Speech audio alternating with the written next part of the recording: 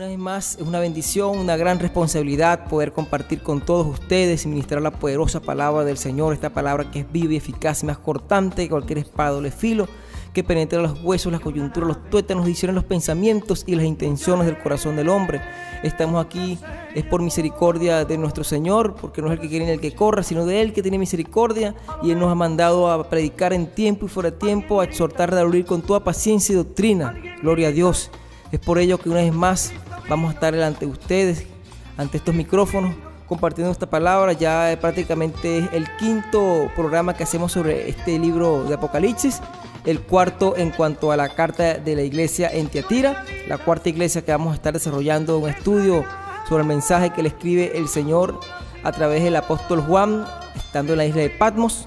Vamos a trasladarnos, a rodar unas 35 millas al este de Pérgamo, para llegar hasta la ciudad de Tiatira, de donde por cierto pertenecía a una de las primeras convertidas del apóstol Pablo en sus primeras giras misioneras, la que era llamada Lidia, la vendedora de púrpura de la ciudad de Tiatira.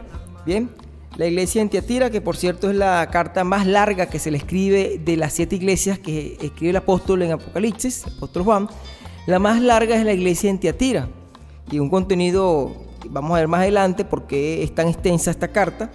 Por cierto, estamos llegando a la mitad de lo que en todo el arco que configura, que conforma las 7 iglesias de Asia Menor, estamos llegando al punto medio. La iglesia que está ubicada precisamente en el centro de las 7 iglesias es la iglesia de Tiatira, que significa los que se cansan de sacrificar, o sacrificio continuo. Gloria a Dios. Es por ello que voy a estar invitándolos a que se ubiquen en el libro de Apocalipsis capítulo 2, verso 18, libro de Apocalipsis capítulo 2, verso 18, para estar leyendo la carta que se le escribe a la iglesia que se cansa de sacrificar, la iglesia de Tiatira. Gloria a Dios, aleluya. Bien, y dice de la siguiente manera, Apocalipsis capítulo 2, verso 18, en el nombre del Padre, del Hijo y con la dirección de nuestro ayudador, del Espíritu Santo. Gloria a Dios. Dice de la manera siguiente: y escribe el ángel de la iglesia en Tiatira, el Hijo de Dios, el que tiene ojos como llama de fuego y pies semejante al bronce bruñido, dice esto: yo conozco tus obras, y amor, y fe, y servicio, y tu paciencia, y que tus obras postreras son más que las primeras. Pero tengo unas pocas cosas contra ti, que toleras que esa mujer Jezabel, que se dice ser profetisa, enseñe y seduzca a mis siervos a fornicar y a comer cosas sacrificadas a los ídolos. Y le he dado tiempo para que se arrepienta, pero no quiere arrepentirse de su fornicación. He aquí, yo la arrojo en cama y en gran tribulación a los que con ella adulteran, si no se arrepienten de las obras de ellas. Y a sus hijos heriré de muerte. Y todas las iglesias sabrán que yo soy el que escudriña la mente y el corazón, y os daré a cada uno según vuestras obras. Pero a vosotros y a los demás que están en Tiatira, a cuantos no tienen esa doctrina y no han conocido lo que ellos llaman las profundidades de Satanás, yo os digo, no os impondré otra carga. Pero lo que tenéis, retenedlo hasta que yo venga. Al que venciere y guardare mis obras hasta el fin, yo le daré autoridad sobre las naciones, y la regirá con vara de hierro, y serán quebradas como vaso de alfarero, como yo también la he recibido de mi Padre. Y le daré la estrella de la mañana. El que tiene oído, oiga lo que el Espíritu dice a las iglesias. Gloria a Dios. La iglesia de Tiatira, como bien dije anteriormente, es la iglesia que su significado es en la que se cansa de sacrificar, sacrificio continuo. Es interesante cuando hacemos el análisis de esta iglesia, porque esta congregación, esta asamblea, el Señor le da un encomio, le da un reconocimiento a inicio del texto cuando le dice: escribe el ángel de la iglesia en Tiatira. Ciertamente, la iglesia en Tiatira, cuando se le presenta al Señor, recuerden que el Señor se presenta con las características de acuerdo al juicio, a la exhortación que va a emitir en contra de cada congregación. Recuerden que la iglesia en Éfeso se le presentó como el que se paseaba en medio de los 7 candelabros de oro, aquel que sostenía con su mano derecha las 7 estrellas, que son las 7 iglesias, dando a entender que él era el que su presencia se manifestaba en medio de la congregación, y si ellos no volvían al primer amor, esa presencia, lo que es el Espíritu Santo, el mover del Espíritu Santo entre la iglesia, iba a ser retirada, por lo cual la iglesia iba a llegar hasta el fin de sus días como congregación, que en efecto ocurrió en la iglesia en Éfeso. La iglesia en Esmirna se le presenta como aquel que estuvo muerto y vivió, precisamente porque iba a padecer muchísima persecución, muchos iban a ser muertos, iban a ser echados en la cárcel, por lo cual el Señor le dice: sé fiel hasta la muerte. A la congregación de Pérgamo, el Señor se le presenta como el que tiene la espada aguda de 2 filos, lo hablamos la semana pasada, y es precisamente porque iba a confrontar con doctrina, con su palabra, con la autoridad que significa, que representa la palabra de Dios. Iba a confrontar lo que en ese momento la iglesia en Pérgamo estaba padeciendo, la realidad circundante que estaba envolviendo, en la cual estaba enmarcada Pérgamo, una realidad que estaba llena de inmoralidad, de idolatría, de autoridades imperiales que querían perseguir, querían pisotear a la iglesia con la espada de la autoridad de Roma. Y en este caso, la iglesia en Tiatira, el Señor se le presenta como el Hijo de Dios, dando a entender que es el mismo Hijo del Dios Padre que está hablando, el que está dirigiendo la carta. Por eso le dice: escribe al ángel de la iglesia en Tiatira, el Hijo de Dios. Y aquí inmediatamente le dice: el que tiene los ojos como llama de fuego, dando a entender que es el poder escudriñador. El que tiene los ojos, dice: yo conozco tus obras. Los ojos como llama de fuego, está diciéndole: yo no hay nada oculto, como dice Hebreos 4:13, que pueda esconderse en mi presencia. Hebreos 4:13 dice que no hay cosa creada que no sea manifiesta en su presencia. Antes bien, todas las cosas están desnudas y expuestas ante los ojos de aquel a quien tenemos que dar cuenta. Son el que mismo que tiene los ojos como llama de fuego, el que está escribiendo la carta a la iglesia en Tiatira. Así como en Jeremías 17:10 dice que el corazón perverso del hombre, más perverso que cualquier cosa, solamente es escudriñado la mente, el corazón, por el Señor Jehová. El mismo que el salmista en el capítulo 139, verso 7 decía: ¿a dónde huiré de tu espíritu y a dónde miré tu presencia? Si subiera a los cielos, allí estás tú. Y si en el Seol hiciere mi estrado, he aquí, allí tú estás. Si tomare las alas del alba y habitare en el extremo del mar, aún allí me guiará tu mano. Recuerden que los ojos como llama de fuego están denotando la omnisciencia, la omnipresencia del Señor, que conoce todas las cosas, conoce el corazón del hombre. Apocalipsis capítulo 5, versículo 6, dice que el cordero inmolado que ve Juan junto a los 4 seres vivientes tenía 7 cuernos, que son autoridad sobre las iglesias, y 7 ojos, que son los 7 espíritus de Jehová que están regados por toda la tierra, porque el Señor es omnisciente y está en todas partes. Él está en este momento escuchando aquí el programa, está viendo lo que estamos haciendo, lo que estamos pensando nosotros, y también está pensando, está escudriñando, está discerniendo lo que tú estás pensando también allá en el lugar donde te encuentras. El Salmo 139, verso 1 y 2 dice: oh Jehová, tú me has examinado y conocido, tú has conocido mi sentarme y mi levantarme, has entendido desde lejos mis pensamientos, has escudriñado mi andar y mi reposo, y todos mis caminos te son conocidos. El verso 4 dice: antes que la palabra salga de mi boca, tú la sabes toda. Por eso que Job también escribió: yo conozco que todo lo puede, Job 42:2, y que no hay pensamiento que se esconda de ti. Aleluya. Él tiene los ojos como llama de fuego, porque es el poder que escudriña todas las cosas. Dice también: el que tiene los pies semejantes al bronce bruñido. ¿Sabes algo? El bronce en la Biblia representa juicio, pero también representa algo puro, algo que ha sido procesado a través del fuego. Allá en Tiatira había un producto con el cual hacían los escudos de los soldados romanos, que se llamaba el calcolíbano. Calcolíbano es una especie de bronce bruñido con una aleación de material con el cual hacían escudos, como el Señor que les está diciendo a ellos que sabían cómo hacían ese material, diciéndole: yo tengo los pies de bronce bruñido, porque yo soy el santo, santo, santo, el santo de Israel, y yo hago juicio y escudriño todas las cosas. El pecado es juzgado solamente por mí, le está diciendo el Señor. Por eso la presentación que Él se da es que yo tengo los ojos como llama de fuego, yo veo todas las cosas, y tengo los pies semejantes al bronce bruñido, porque como el bronce bruñido es juicio, en la palabra de Dios también es pureza, es proceso. Él está diciendo: yo llevo todas las cosas a juicio. Recuerden, mía es la venganza, dice el Señor, yo daré la paga. Los pies semejantes al bronce bruñido, porque ese poder en los pies es un poder para triturar, para destruir a sus enemigos. El Salmo capítulo 2, verso 9 dice: las quebrará como vasos de alfarero, como vasijas de alfarero las desmenuzará. Con sus pies destruye a sus enemigos, al pecado, con un castigo severo, porque Él es el juez de toda la humanidad. Él es el que ha establecido el Señor como juez de vivos y muertos. Dice el apóstol Pablo cuando estaba allá en el aerópago de Marte: Él ha establecido un día, una hora en el cual el que se levantó entre los muertos juzgará al mundo, a los vivos y a los muertos. Por eso le dice: yo tengo los pies semejantes al bronce bruñido. El bronce en la Biblia es juicio. Recuerden Israel como castigo por la desobediencia. Allá en el libro Levítico capítulo 26, verso 19,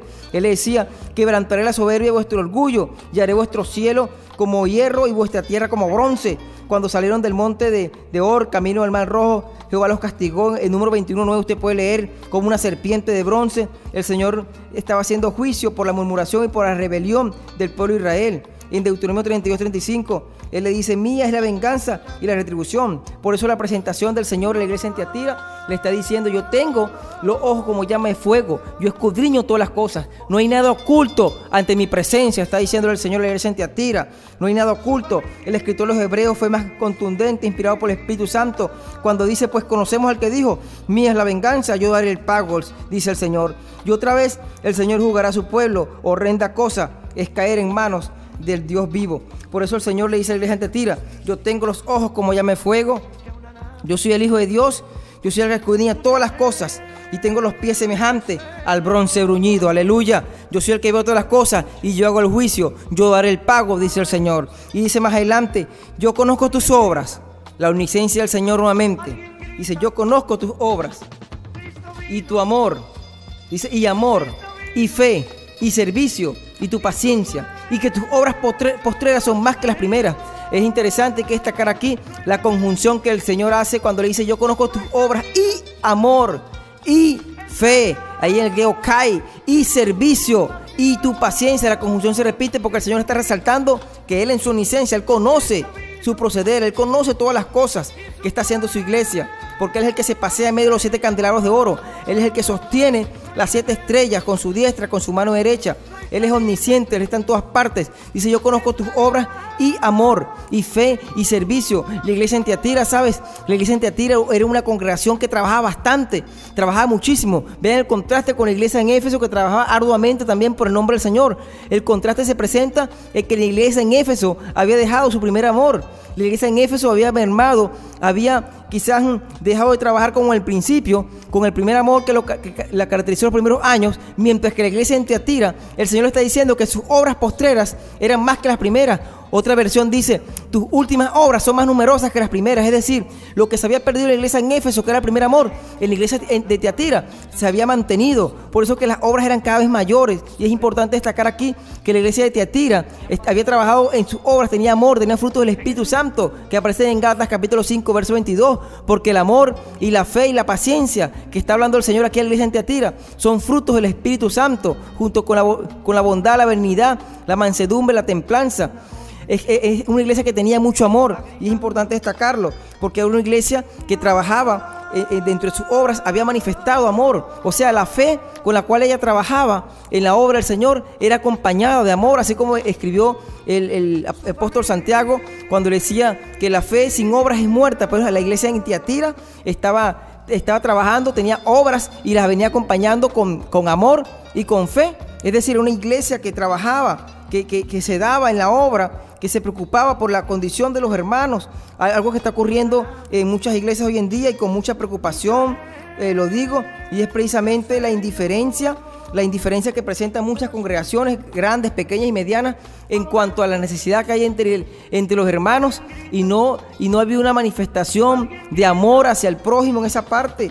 El mismo apóstol Santiago, hablando en su epístola, él decía que la religión pura y sin mácula delante de Dios el Padre, Santiago 1:27, delante de Dios el Padre, era visitar a las viudas y a los huérfanos en su tribulación y guardarse sin mancha ante el mundo. Esa es la verdadera religión pura y sin mácula ante Dios el Padre. No solamente debemos demostrar el amor de Dios cantando, danzando o predicando. No podemos ser solamente oidores de la palabra, sino hacedores. La demostración del amor que el Señor está demandando en su iglesia también tiene que ser manifiesta en visitar a los necesitados, en atender a los necesitados. No hay muchas iglesias que no pueden limitarse solamente a predicar las cosas, a decirlas cantando y danzando en teatro, en pantomima, sino demostrarlas, porque esa es la verdadera religión, que es pura y sin mácula delante de Dios el Padre. Primera de Juan capítulo 4 versículo 20 dice que si alguno dice que ama a Dios y aborrece a sus hermanos es mentiroso. Si no ama a su hermano, a quien ha visto, ¿cómo va a amar a Dios? Primero Juan capítulo 3 verso 17 dice que pero el que tiene bienes de este mundo y ve a su hermano tener necesidad y cierra contra él su corazón, ¿cómo mora el amor de Dios en él? Hijitos míos, no amemos de palabra ni de lengua, sino de hecho y en verdad. La verdadera obra que el Señor está demandando en su iglesia, esa obra tiene que ir acompañada, esa fe tiene que ir acompañada de amor. Hay muchísimos necesitados dentro de las congregaciones, muchísimos necesitados, y muchos hermanos que tienen posibilidad no pueden cerrar su corazón, por más que canten muy hermoso, que evangelicen, que prediquen, que hagan vino, pantomima, danza, teatro, lo que sea.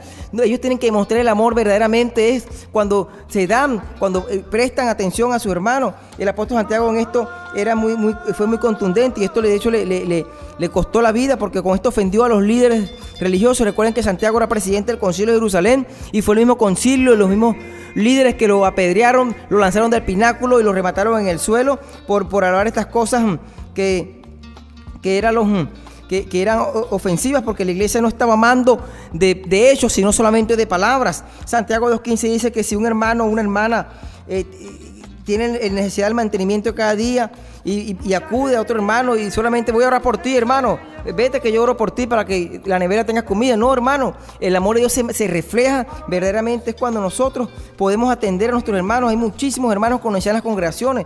Los pobres siempre los tendremos entre vosotros, dijo el Señor. Tenemos que amar no de palabras, nada más. Tenemos que demostrar el amor al Señor es con hechos, que amamos al Señor es cuando amamos a nuestros hermanos. Toda la ley y todos los mandamientos, cuando le preguntaron al Señor, se resumió precisamente en amar a nuestro prójimo como a nosotros mismos. La iglesia en Tiatira era una iglesia que tenía obras con amor, las acompañaba con amor, porque era una iglesia que se daba, que trabajaba por aquellos que estaban necesitados. Por eso dice: yo conozco tus obras y tu fe y tu amor. Era una iglesia que se daba y estaba pendiente de la necesidad. El Salmo 41:1 dice: bienaventurado el que piensa en el pobre, en el día malo lo librará Jehová. Jehová lo guardará y le dará vida. Será bienaventurado en la tierra y no entregará a la voluntad de sus enemigos. Jehová lo sustentará sobre el lecho del dolor. Gloria a Dios, aleluya. Proverbios 19:7, el sabio escribió algo que es muy importante, que muchos se lo olvidan estos días. Recuerden que el que da al pobre, a Dios le presta, y a los pobres siempre lo tendremos entre nosotros, hermanos. En la congregación hay muchos hermanos, hay muchos necesitados, sobre todo en estos tiempos cuando la realidad circundante, la economía ha golpeado en nuestro país. Hay muchos hermanos con necesidad. ¿Cuántos no se me acercan muchas veces y uno mismo los ve pasando necesidad? Y muchos hermanos en la iglesia pudiendo ganar una bendición. A veces cierran su corazón contra sus hermanos porque simplemente piensan en ellos. Ellos están bien, ellos están cómodos, no piensan en los que están pasando necesidad. Hoy el Señor está dando una oportunidad, le está dando la posibilidad de bendecir a muchísimos con la promesa de Proverbios 19:7, cuando dice que el que da al pobre, a Dios le presta. Y quién sabe si entre esos necesitados usted está hospedando ángeles, hermano. Hebreos capítulo 13, versículo 2 dice: muchos sin saber hospedaron ángeles. Hay ángeles del Señor regados por toda la faz de la tierra. Hay ángeles tirados en las esquinas. Hay ángeles tirados en la licorería, tirados en las casas pidiendo limosna. Hay ángeles del Señor dentro de las iglesias. El Señor probando a su pueblo para ver si verdaderamente tiene amor. Santiago decía: muéstrame tu fe por tus obras y yo te mostraré mi fe por mis obras. Dios nos bendice para que nosotros podamos ser bendecidos. Gloria a Dios. Gloria a Dios, aleluya. El amor de Dios se demuestra cuando podemos atender, cuando estamos pendientes de la necesidad que muchos de nuestros hermanos están pasando en la iglesia. Eso es una realidad que está ocurriendo. En todas las congregaciones hay hermanos que tienen mucha necesidad. Una de las cosas que diferencia a la iglesia primitiva, a la iglesia que se movía con el unción, poder y gloria los primeros días, la iglesia apostólica, era que todos los apóstoles del Señor tenían todas las cosas en común con todo el pueblo. Usted lee Hechos capítulo 2, versos 44 al 47 y se va a dar cuenta que había temor que había sobrevenido sobre todas las personas, y muchas señales y maravillas eran hechas por los apóstoles, y las personas de todos los estratos sociales que llegaban a los pies de Cristo, que se recibían al Señor por la predicación acompañada de unción y de maravillas que hacían los apóstoles. Ellos se desprendían de sus propiedades, las vendían y se las colocaban a los pies de los apóstoles. Y esto no era que con ellos se enriquecía un grupo nada más, no se formaban élites, no se hacían millonarios, no se enriquecían los apóstoles con las riquezas que eran entregadas por los convertidos en el primer siglo. Dice la palabra que tenían todas las cosas en común.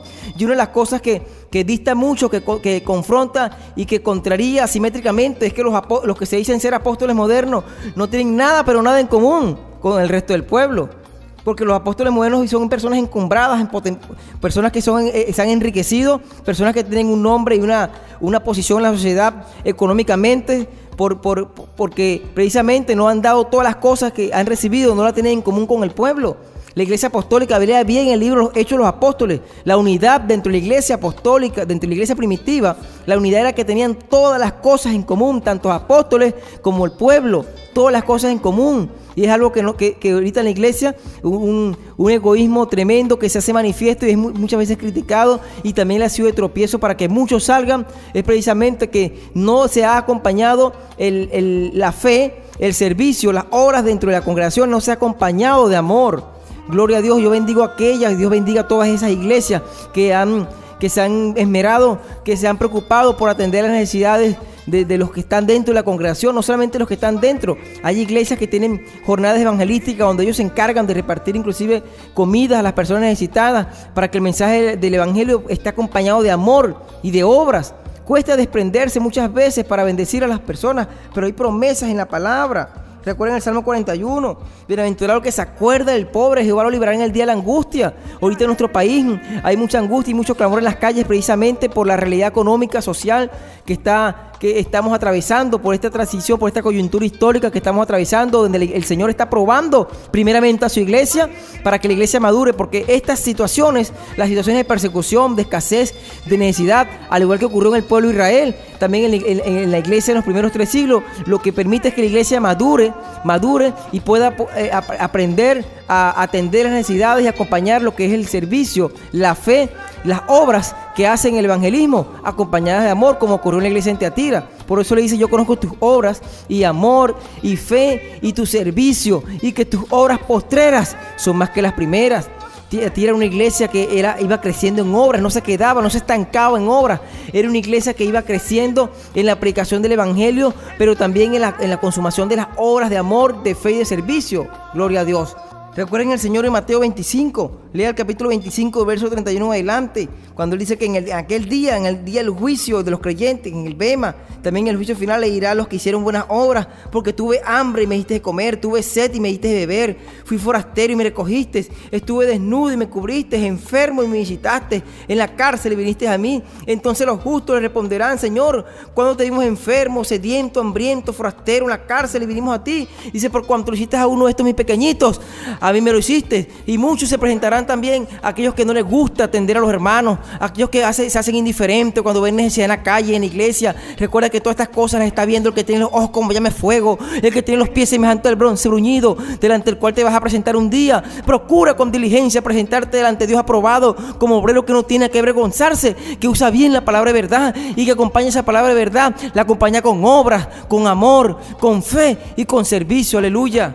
Pero recuerda esto, el Señor en Mateo capítulo 6, cuando hagan obras acompañadas de fe, de amor y de servicio, no la hagan para los hombres, no la hagan como los fariseos, como los escribas hipócritas que hacían las obras, eran para ser vistos los hombres, aquellos que hacían tocar trompetas cuando iban a entregar una limosna, que extendían sus flecos, sus talí para ser vistos todos los hombres. El Señor en Mateo 6 dice: guardaos de hacer vuestra propia justicia delante de los hombres para ser vistos de ellos, de otra manera no tendréis recompensa de vuestro Padre que está en los cielos. Cuando pues des limosna, no hagas tocar trompeta. Esa trompeta puede ser una publicación en el Facebook, en Instagram, medios de comunicación. Hay iglesias que para repartir juguetes hacen cualquier cantidad de despliegue logístico. Hay hermanos que para entregar algo, para hacer una donación, quieren que lo sepan todos los hermanos, se ponen el mismo traje de los fariseos que hacen tocar trompetas delante de ellos. Recuerda el Señor: no hagan como los hipócritas en las sinagogas, en las calles, para ser vistos de todos los hombres. De cierto os digo que ya tienen su recompensa. ¿Cuál es la recompensa de aquellos que hacen las obras para ser vistos de los pastores, de los líderes, para buscar agradar a ellos? Pues la recompensa es ser visto delante de los hombres. Mas tú, cuando des limosna, no sepa tu izquierda lo que hace tu derecha, para que tu Padre que te ve en lo secreto te recompense en público. Aleluya. Estas son las cosas que agradan a Dios. Esta es la verdadera religión pura y sin mácula. Este es el verdadero amor al prójimo. Porque si decimos que amamos a Dios, pero no amamos a nuestro prójimo, ¿cómo vamos a amar? ¿Cómo vamos a decir que lo amamos? Nos estamos haciendo mentirosos delante de Dios el Padre. Dice seguidamente: pero tengo unas pocas cosas contra ti, que toleras que esa mujer Jezabel, que se dice ser profetisa, enseñe y seduzca a mis siervos a fornicar y a comer de cosas sacrificadas a los ídolos. Jezabel, nuevamente una doctrina del Antiguo Testamento del pueblo de Israel, aparece dentro de las cartas de la iglesia. Recuerden la doctrina de Balaán, que aparecía en Pérgamo, que era la doctrina que era ir en contra de la voluntad de Dios, y era la doctrina también de prestarse para el camino de la codicia, de vender en la predicación del evangelio y de poner tropiezo a los hijos de Dios.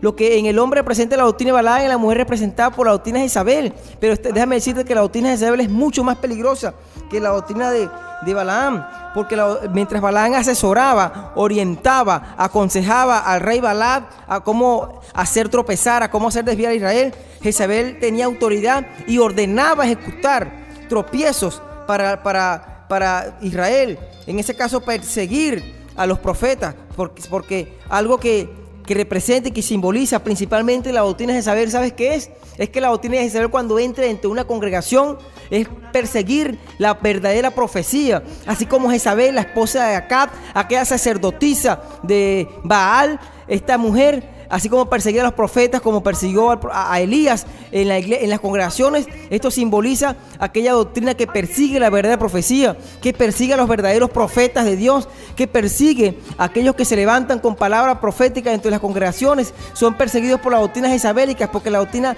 de Jezabel es una doctrina que le gusta dominar, es una doctrina que le gusta subordinar, es una doctrina que le gusta condicionar, es una doctrina que no respeta autoridad dentro de la congregación, es una doctrina que manda, que ordena ejecutar órdenes valiéndose una investidura. Pero lo más importante es que dice: toleras que esa mujer Jezabel, que se dice ser profetisa, porque no era que era profeta, sino que se decía ser profetisa, al igual que muchos permiten en sus púlpitos que se presenten, que se paren personas que se dicen ser profetas o profetizas, a dar palabras que son completamente contrarias, a dar palabras que nada tienen que ver con lo que el Señor enseña, porque la profecía lo escribió el apóstol Pablo en la primera carta a los Corintios, capítulo 14, versículo 1 al 3. La profecía es para edificar, para consolar, para exhortar, para edificar a la iglesia del Señor. Para eso es la profecía. La profecía no es para endulzar los labios, no es para decir cosas mentirosas, no es para decir cosas vanas y hacer errar al pueblo, hacer engañar al pueblo. Bien lo escribió el profeta Jeremías cuando hablaba acerca de los falsos profetas. Recuerden que Jeremías fue muy contundente cuando se refería a aquellos que endulzaban sus labios, a aquellos que hablaban mentira al pueblo para hacerlos errar. El profeta Jeremías, cuando decía que mi palabra es como fuego y como martillo que quebranta la piedra. Así es la palabra del Señor. Y a muchos endulzaban, como hoy muchos están endulzando sus palabras para mentir con falsas profecías, con falsas adivinaciones, con falsas vaticinios a las personas, que lo que hacen es confundirlos más. Gloria a Dios. Así como Balaam enseñó a Balac a cómo llevar a Israel a mezclarse con los moabitas, Jezabel llevó a Israel a la perdición, a mezclarse con los dioses de Sidón. Hay un pasaje en un relato en 1 Reyes 21-25, el famoso relato de la viña de Nabot, aquella viña que quería comprar Acab, el esposo de Jezabel, el rey de Israel, pero Jezabel con maldad mandó a testiguar falsamente contra Nabot para que lo apedrearan, y le dijo al rey: tú eres rey de Israel, levántate, come y alégrate, yo te haré la viña de Nabot. Se parece mucho cuando con las doctrinas jezabélicas entran en los púlpitos y dicen: tú eres el rey, tú eres el hijo del rey, ese trabajo te pertenece, esa caja te pertenece. Cuando el verdadero espíritu del evangelio, cuando el verdadero espíritu que mora en nosotros no obra según la carne, no obra según los afanes, según la vanagloria, según las codicias de este mundo. El espíritu jezabélico quiere interponerse, amenaza, quiere obtener todo lo que quiera, ejerciendo una falsa autoridad sobre la congregación, sobre la iglesia. Es un espíritu que habla mentira, es un espíritu que profetiza falsamente. Jeremías capítulo 23:9 dice que a causa de los profetas mi corazón está quebrantado dentro de mí, dice el Señor, hablando a través del profeta Jeremías. 23:11 dice: por tanto el profeta como el sacerdote son impíos. 23:13 Jeremías: en los profetas de Samaria he visto desatinos, profetizaban en nombre de Baal.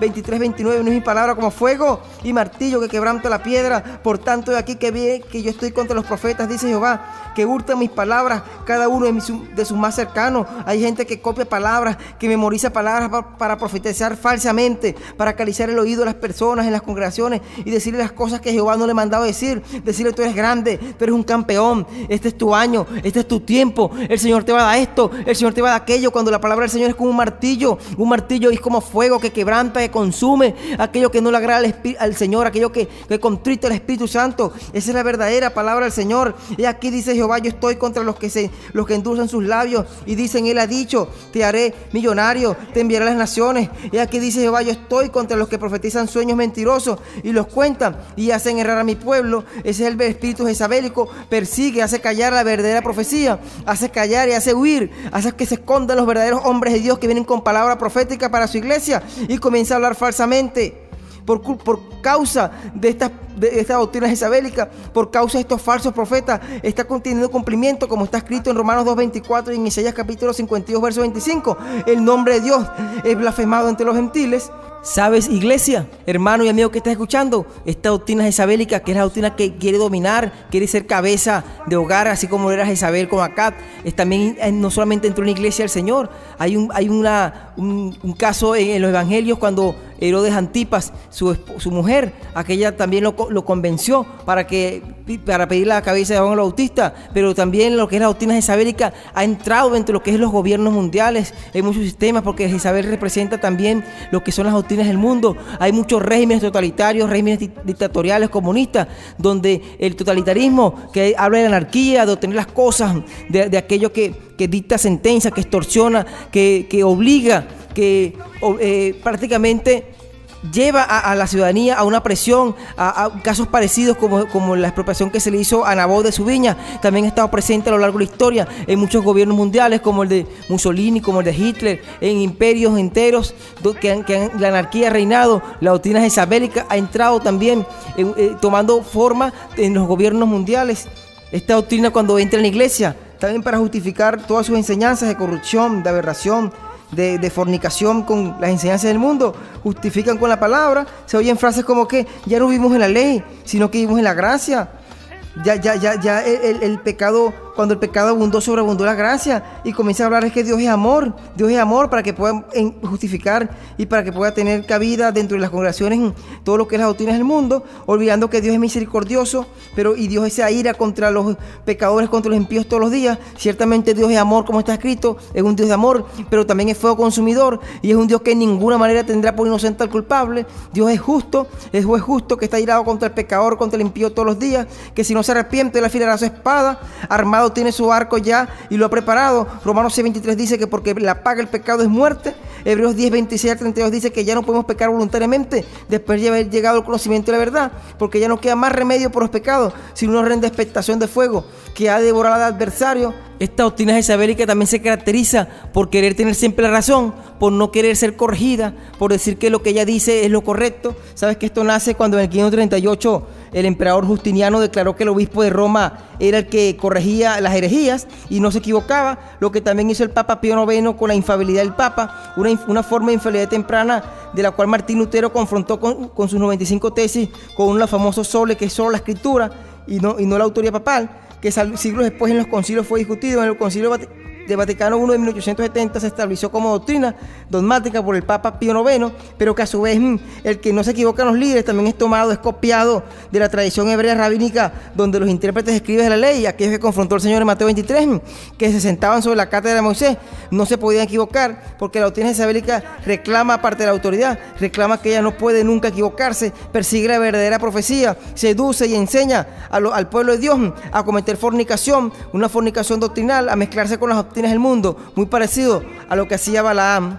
Y esta infalibilidad de los líderes judíos que extendían sus flecos y ensanchaban sus filaterias para aparentar tener piedad, se tomó para el papado romano, primero en el 538 con Justiniano y luego con Pío IX en el Concilio Vaticano I, para decir que no podían equivocarse los papas. Y esta tradición, esta forma de infalibilidad también era normal entre los sacerdotes babilónicos paganos, que en tiempos de persas eran tenidos por infalibles en la lectura e interpretaciones de sus oráculos para aprobar o prohibir guerras o actividades en los reinos.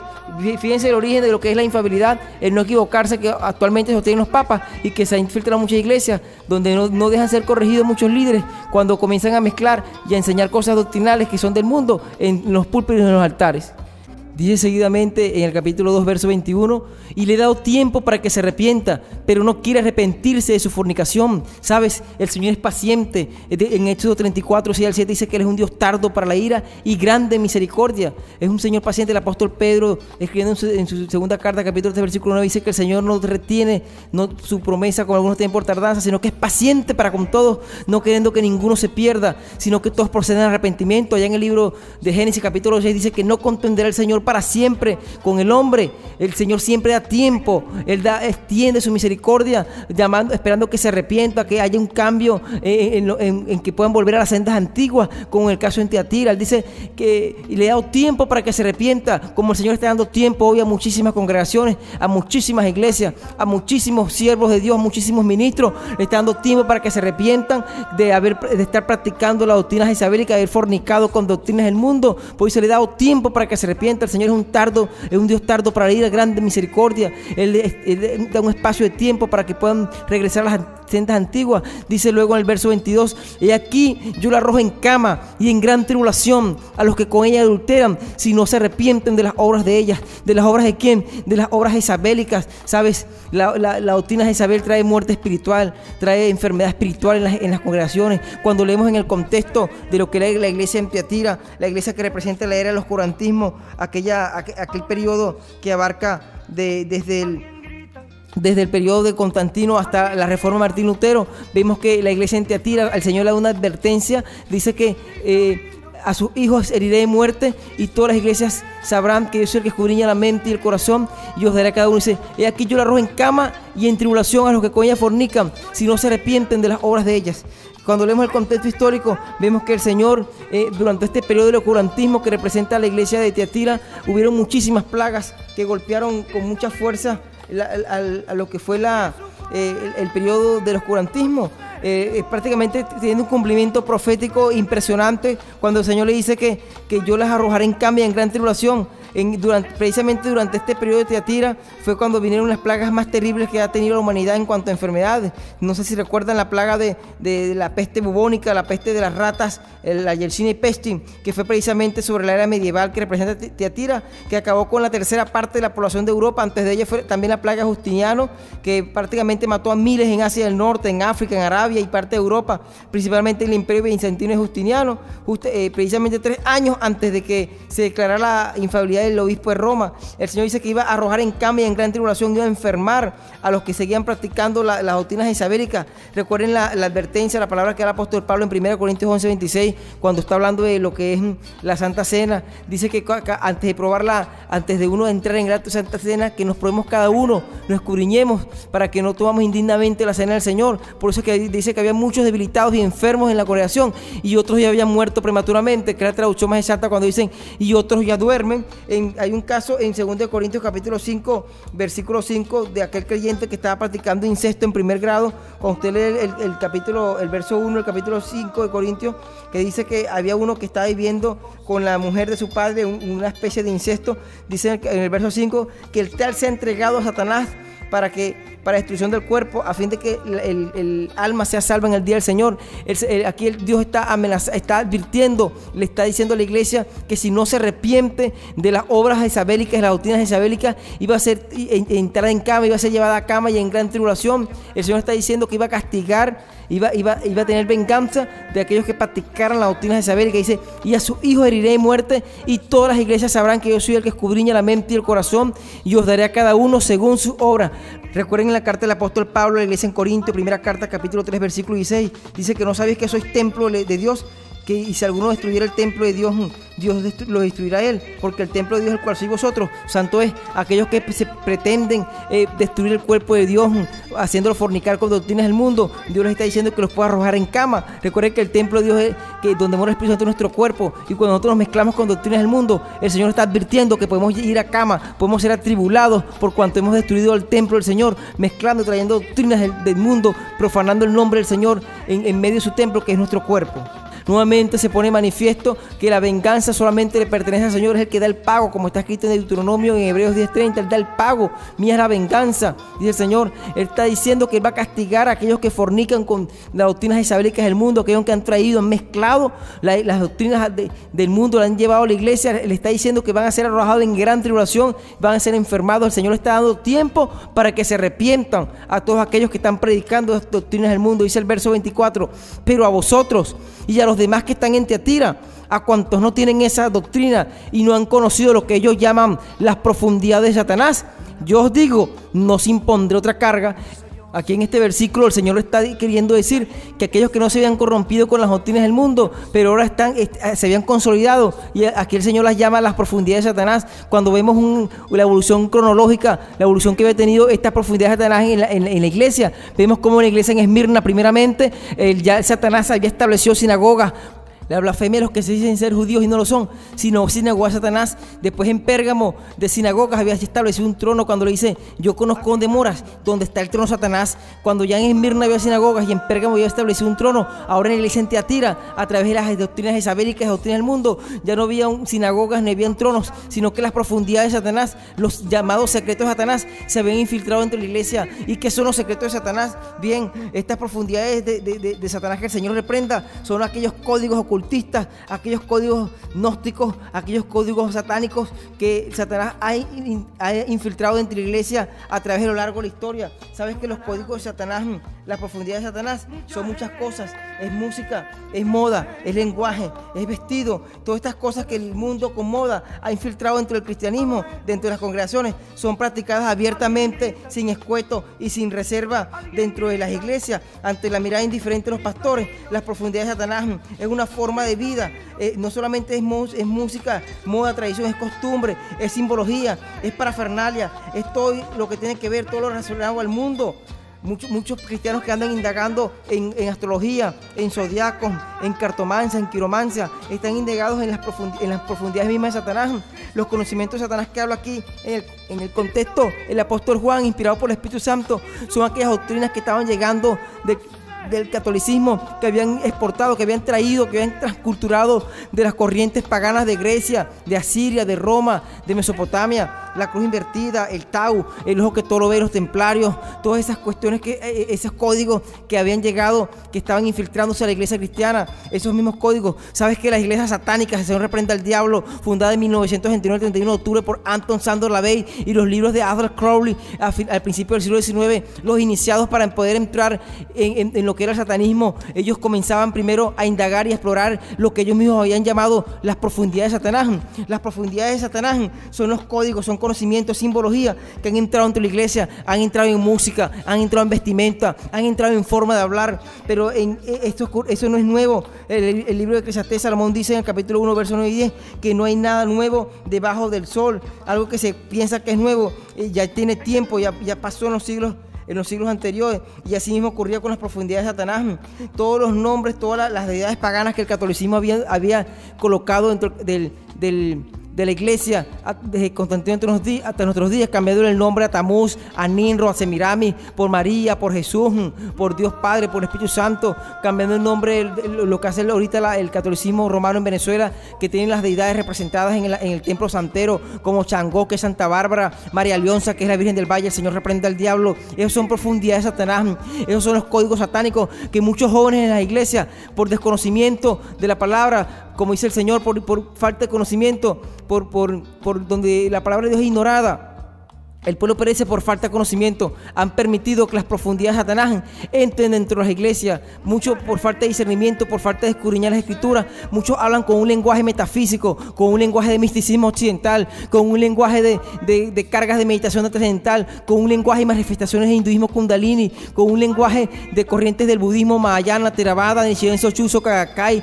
del budismo zen, del taoísmo, del confucianismo, del sintoísmo, inclusive de los dioses del templo hindú, donde está Vishnu, Shiva y Krishna, donde está Brahman. Han entrado en la iglesia esas manifestaciones que son profundidades de Satanás, porque la iglesia no ha querido discernir, no ha querido probar los espíritus, como el apóstol Juan exhortó en su primera carta. No han querido soltar, pero sin embargo el Señor le dice a la iglesia en Tiatira, a la iglesia histórica, como le dice a la iglesia presente de hoy, aquellos que no tienen esa doctrina, aquellos que se han mantenido en la sana doctrina, la palabra primitiva, en aquella palabra, en la fe que fue entregada unas vidas a los santos, que no se ha corrompido con el mundo, aquella que el apóstol Pablo en su carta a los Romanos capítulo 12, verso 1 y 2, cuando decía que no se conformaran a este siglo, sino que fueran renovados por el entendimiento del Espíritu Santo, para que comprobéis cuál era la voluntad de Dios agradable y perfecta a través de los siglos. Esa doctrina pura, santa, no se corrompía. El Señor les dice, no os impondré otra carga. El Señor está diciendo, aquellos que se mantienen en la doctrina, aquellos que no se contaminan con las profundidades de Satanás, con las modas, con las músicas del mundo dentro de la iglesia,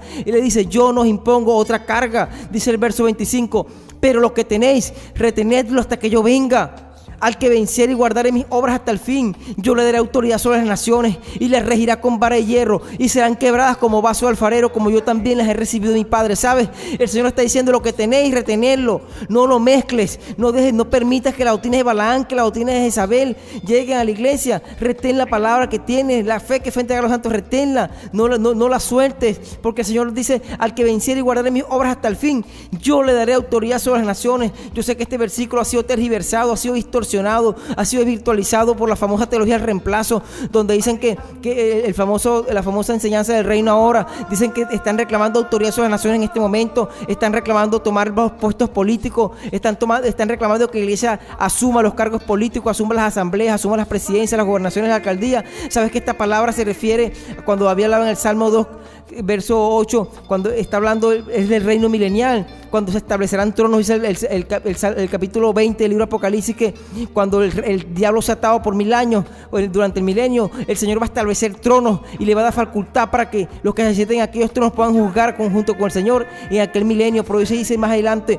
y las regirá con vara de hierro y serán quebradas como vaso de alfarero, como yo también las he recibido de mi Padre. Se está refiriendo a una profecía que fue anunciada por Daniel en el capítulo 2, versos 44 y 47, en aquella visión de Nabucodonosor, cuando la piedra que no fue cortada con mano de hombre, aquella piedra que es Jesucristo, aquella piedra con la cual aquel que tropiece será quebrantado, pero quien sobre ella cayere será desmenuzado, cuando aquella piedra ponga fin a todos los sistemas mundiales, y se está refiriendo precisamente al reino milenial. Dice: la regirá con vara de hierro y serán quebradas como vaso de alfarero, como yo también las he recibido de mi Padre. Esa es una promesa que no es para este tiempo, porque en este tiempo el príncipe de este mundo, 2 Corintios 4:4, es Satanás. Esa es una promesa para aquellos que guarden la palabra y retengan lo que el Señor ha dado hasta el fin. Aquí dice: lo que tenéis, retenerlo hasta que yo venga. Es una promesa para el tiempo hasta el fin, cuando Él se siente y nos dé trono, nos dé facultad para juzgar a las naciones. Dice: la regirá con vara de hierro y serán quebradas como vaso de alfarero, como yo también las he recibido de mi Padre. Dice el verso 28: